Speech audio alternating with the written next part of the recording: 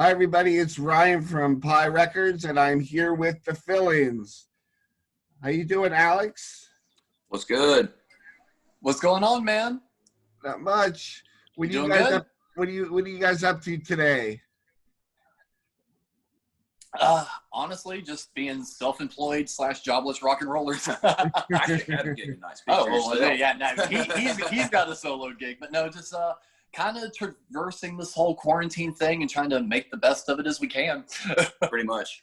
You doing some writing and creative stuff? Oh, absolutely. Well, it's like when this whole lockdown hit, lockdown hit like a week before we actually released our record, Never Heard of Them. So it's like as soon as we were getting ready to release that, everything went to shit. So we kind of licked our wounds for a little bit on that, felt sorry for ourselves, and then kind of quickly started getting back to writing again. And hopefully at the start of the year, we should be getting ready to track a new EP. So we've been trying to stay creative. Yeah. So, how did you get hooked up with Danny at Hobo Wolfman? So I knew Danny. I wound up running into him years ago at a show, and we just didn't realize it. A buddy of mine, John Bowman, he plays guitar in a band called the War Boys, and Danny was putting together that All Comps Are Bastards compilation, and he had already asked to have War Boys on it, and said, "Hey, if you know any other cool bands, send them my way." And John hit me up to him. He was like, "Hey, you need to put the fill-ins on this compilation. It's got some really good stuff on it." And just Danny and I immediately clicked, and we were looking for a home for Never Heard of Them, and just kind of right place at the right time situation. The Basically. the color of the vinyl is fucking awesome. Yeah, you guys got a purple one, didn't you? Yeah. Yeah, so each one is actually random colored. Oh wow.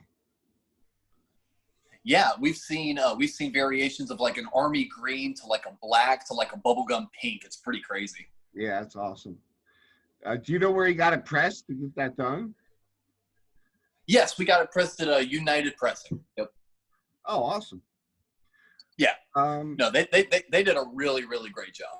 Oh yeah, the packaging is great. Let's talk about the music a little bit. How would you describe yourselves, and what would you say is your big influence musically on the band? Well, I'll speak for me personally, then I'll toss it off to Cap. Personally, big influences being stuff like Kiss, the Ramones, a little bit of Misfits, but maybe that doesn't really seep its way into the band. But just the theatricalness and the bigness of bands and just how they almost seem larger than life was something that really attracted me. Even something like the Ramones, they may have had kind of a low visual profile, but they still felt larger than life. They almost felt like cartoon characters. So I think that's the kind of stuff that kind of really drew me to music, was the larger than life aspect. And nowadays, when it comes to songwriting, I've been digging into a lot of Swedish rock and roll bands. There's a lot of good stuff going on overseas that the U.S. just isn't too hip to. Stuff like Imperial State Electric, the Helicopters, Robert Persons Humbucker. You were listening to the Dahmers yesterday. There's just a ton of really good Swedish rock and roll. So I'd say that's kind of the stuff that's been my main influences right now. Same here. I've been listening to a lot of those Scandinavian rock bands that are kind of like on that 70s rock kick a lot, that kind of play like Thin Lizzy, which is one of my biggest influences, on top of a lot of glam rock kind of things like David Bowie, New York Dolls, and a lot of punk rock that was coming at the same time along with that, even though it wasn't called punk rock yet. It was the Stooges, MC5, and things like that. So that's kind of been my my biggest rock and roll influences for sure.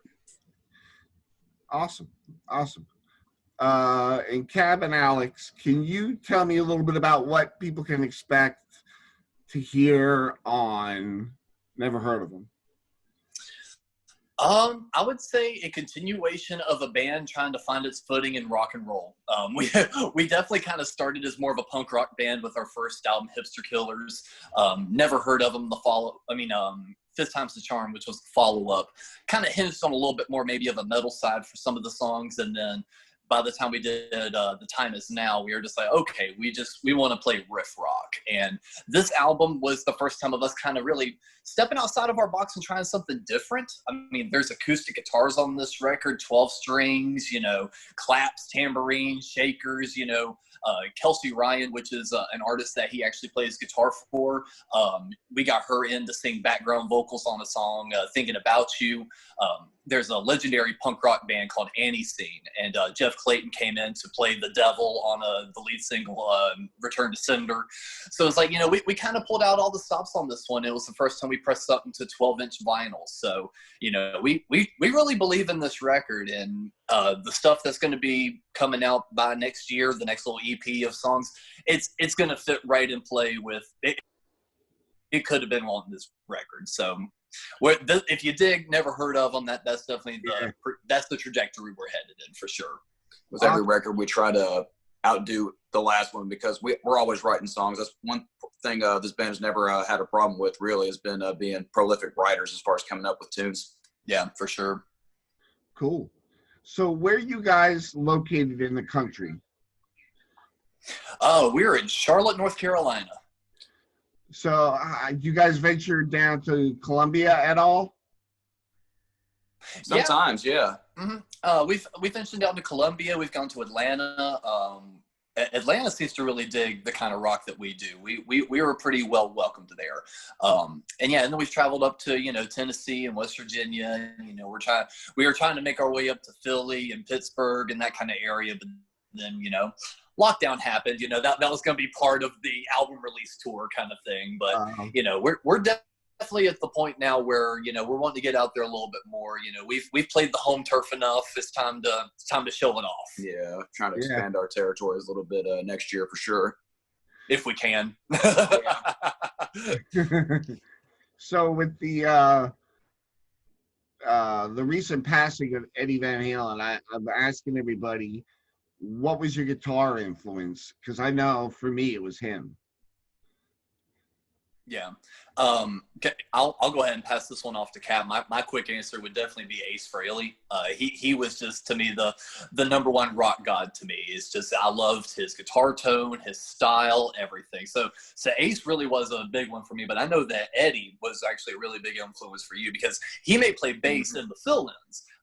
But part of the joke earlier of us being two jobless rock and rollers is, we are kind of working for ourselves. I do media promotions and he does studio and session work.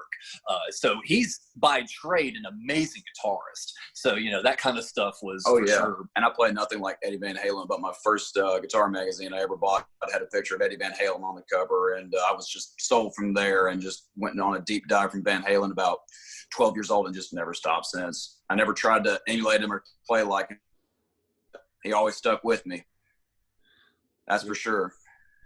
Yeah, that was a tough pill to swallow when they announced that. No doubt. Got to see him live once, so that was awesome. Yeah, it's awesome. I did. He was drunk as hell, but it was still still one of the best shows I've been to. So, where do you guys go from here?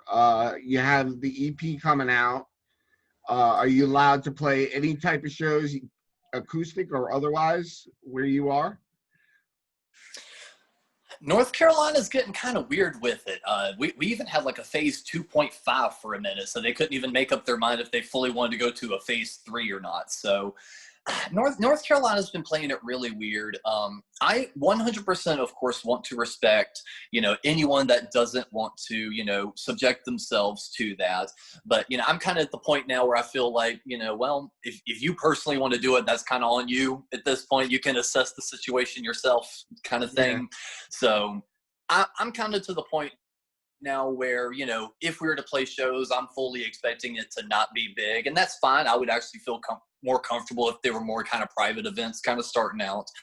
But honestly, where do we go from here with the local scene? Once we can kind of start doing acoustic shows, I'd like to. I mean, we do have an acoustic outfit called the Felons.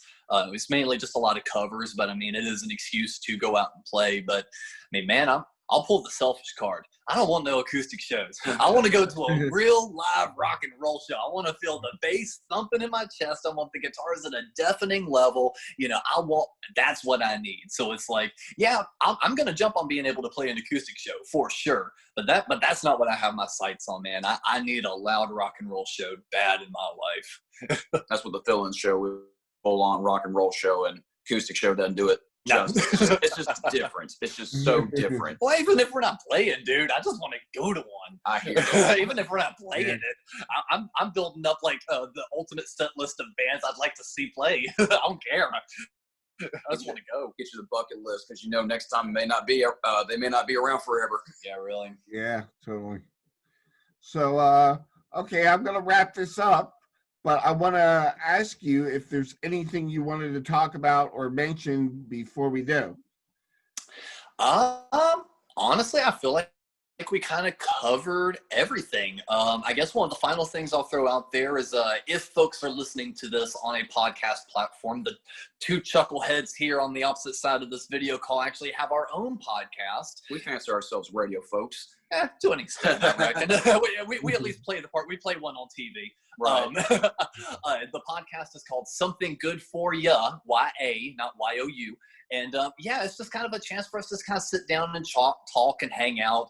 No political talk, no religious talk. It's just two guys sitting down with some friends and talking music or video games or whatever kind of comes to mind. And we've got a Patreon connected to all that, but I'm not interested in that. Just y'all go listen to the free show and check out the fill-ins at the fill-ins, basically everywhere on social media, and we'll show you some love back.